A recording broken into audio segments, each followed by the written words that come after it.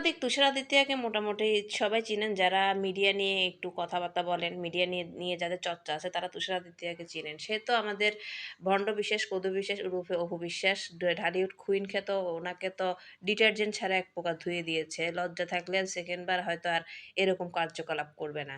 তো কিভাবে ডিটারজেন্ট ছাড়া ধুলো আসেন আপনাদেরকে একটু পড়ে শোনাই। উনি লিখেছেন ২ বার আওয়ামী লীগ থেকে সংরক্ষিত কোটায় মনোনয়ন চাওয়া, ওই সরকারের আমলে অনুদানের ছবি পাওয়া কিংবা সাবেক প্রধানমন্ত্রীর কাছে নিজ স্বামীর বিরুদ্ধে নালিশ দেওয়া ওই সাবেক জনপ্রিয় নায়িকার জন্য দোষের কিছু নয়। তেমনি যখন তখন হারুনের ভাতের হোটেলে ছুটে গিয়ে যাত্রার নামে অভিযোগ করাও বোধহয় তার জন্য দোষের নয়।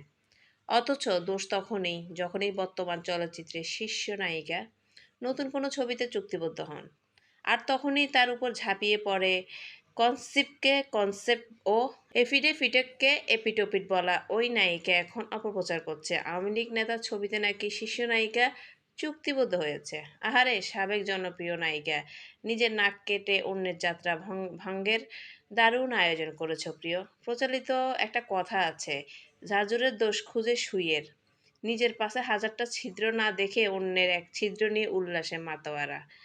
মানে ঝাঁঝরের অনেক ছিদ্র আছে তারপরে সে সুইয়ের ছিদ্র খুঁজে, তেমন অপু বিশ্বাস আর কি। তার হাজারো ছিদ্র কিন্তু সে একটা ছিদ্রর নিয়ে পড়ে আছে। যাই হোক, আমরা একটু কমেন্ট সেকশনে যাই। লিখেছেন ইফাত জাহান লিখছে কার পিছে লাগছে বুবলির।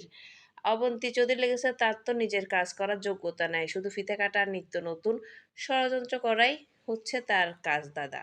এসব করে যদি একটু কিছু পাওয়া যায়। আরেকজন লিখছেন জান্নাত অপু বিশ্বাস বুবলির পিছনে সারাদিন পড়ে থাকে, বিরক্তকর এক ক্যারেক্টার, রাইট। যাই হোক, আপনারা তুষার আদিত্যের সাথে একমত কিনা জানেন, আমি কিন্তু ওনার সাথে একদম পুরো একমত সহমত। Oh my God.